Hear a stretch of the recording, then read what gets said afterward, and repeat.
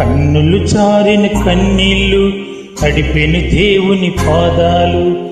ఇప్పటి నుండి నీ కళ్ళు చూచును దేవుని కార్యాలు. కన్నులు చారిన కన్నీళ్ళు